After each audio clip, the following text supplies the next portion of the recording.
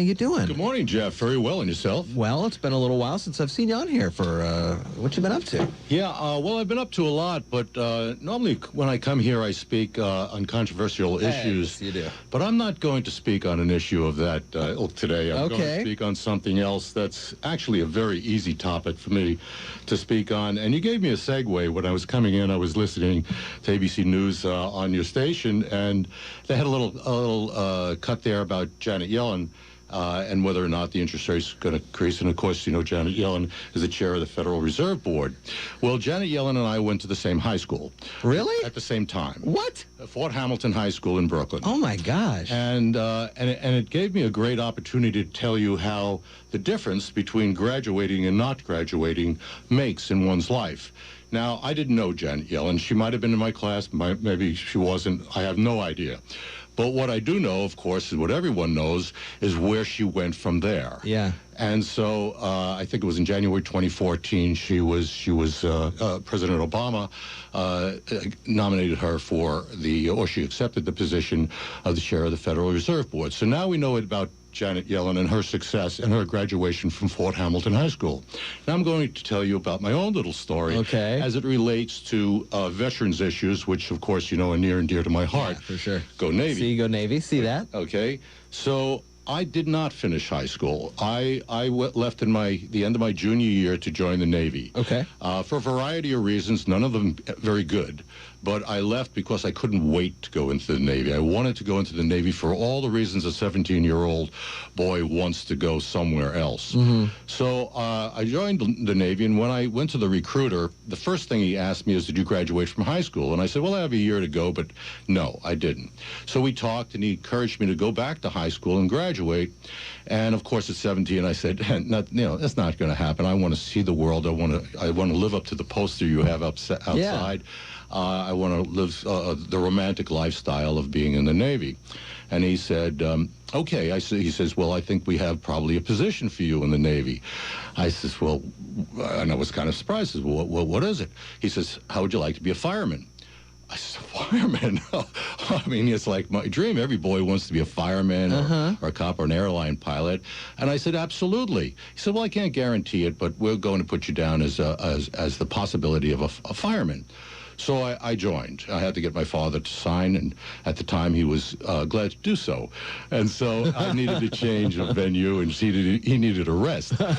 So the day came, and I went into boot camp. I went through boot camp. I got my first assignment, which was on the USS Guam LPH-9, and it was a brand new boat.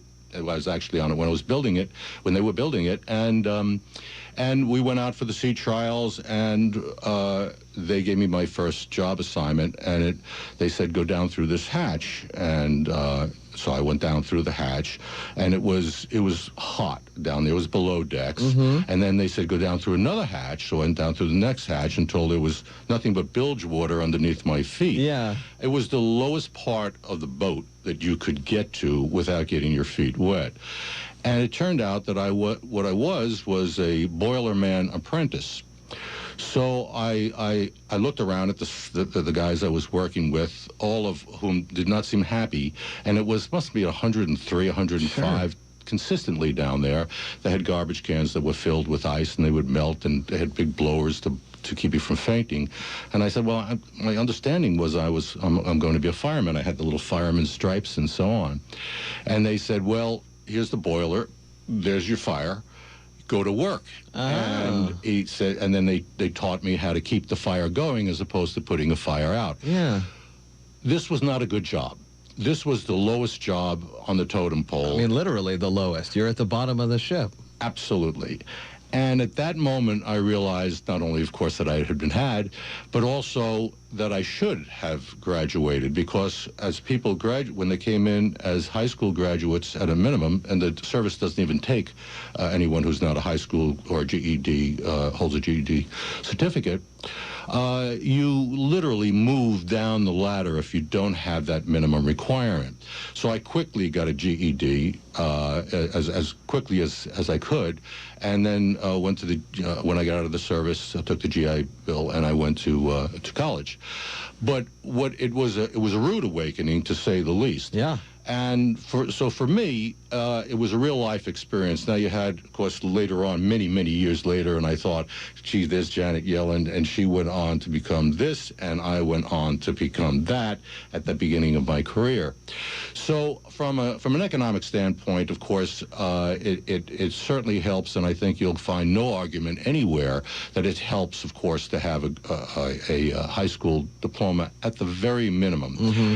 But now I'd like to talk a little bit about the non-economic values of having a high school diploma, because when I went to Graduation Matters, the big meeting that they had several months ago, I was a little disappointed. And the reason I was disappointed is because you had elected officials walking around with dollars taped to their head as if this was the only reason that you should graduate from high school, sure, that you should make more money. And of course, that's a primary reason, no getting around that. And it will affect your life, how much money you have, if you can take a little of the stress out of the financial stress out of your future and your future relationships. But that's not the real value. That you can use it to make more money, and you will. But also, it increases the quality of your life. It increases the scope of experience of your life. It increases your relationships with your intimate relationships, your relationships with your friends and your family and your neighbors. You bring so much more to the table when you're an educated individual. Now, that's not to say it's going to make you a good individual, but it makes you an aware individual. Right. So there's a difference here that I'd like to make the distinction between information, which we all get in abundance, and knowledge, which we all put the information together, and through the ability to, when you learn how to think clearly and logically, and you can weigh the benefits, the upside and the downside on a particular issue and make up your own mind, that's knowledge. Information is given to you, knowledge is created by you. It teaches you graduation, just even on the high school level. Number one, it teaches you how to think.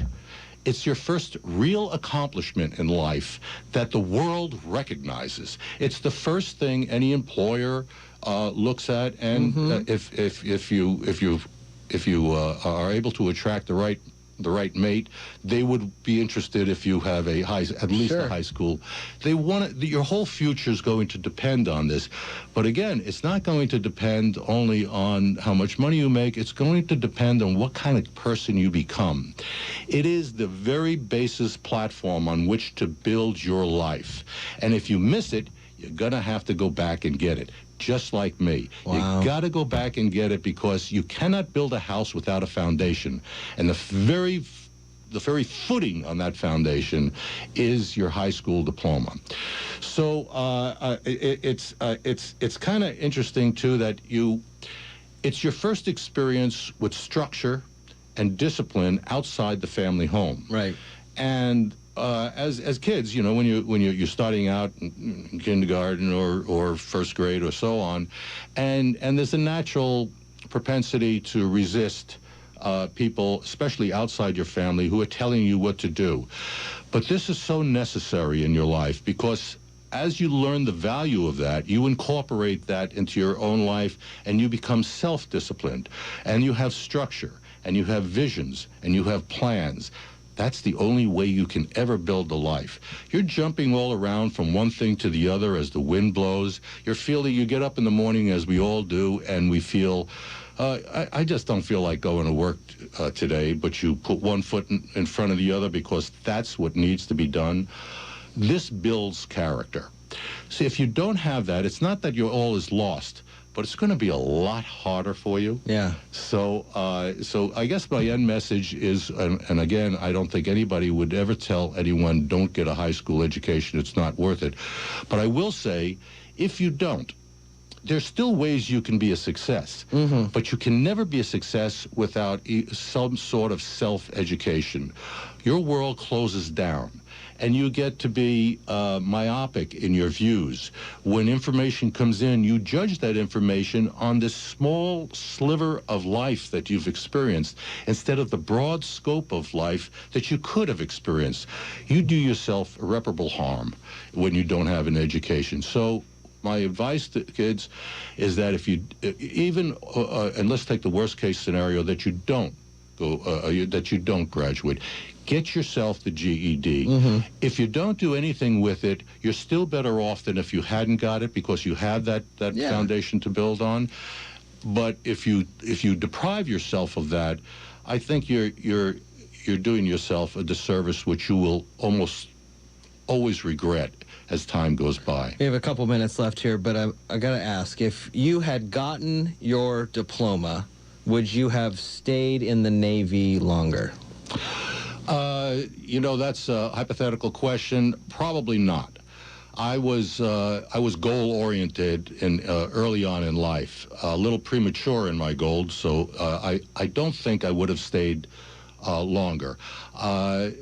There was discipline and structure. I got the information. I got the value. There was no reason for me to stay. When I looked around at people who had stayed 20 or 30 years, that was not where I was going in my life. Okay. Because you'd have to be, had I had a college education at the time, things might have been different. Because there are many more opportunities that open up for you in the military with a college education as an officer than will ever open up for you as an enlisted man. So, but you do the best you can with what you get, and you also, there's all sorts of lessons to be learned. I encourage people to go in the military, and I encourage them to stay in the military for their full hitch. You'll never regret that. Your graduation, military, you'll know what it's like to contribute back to something larger than yourself. Tom Davis, thanks for coming in. It's always nice to talk with you, and it's been too long, so come in a little more often. Thank you very much, Good Jeff. to see you. It's 7:26 at iFiber One News Radio. We'll be back after this. The gigantic Shelton RV sale is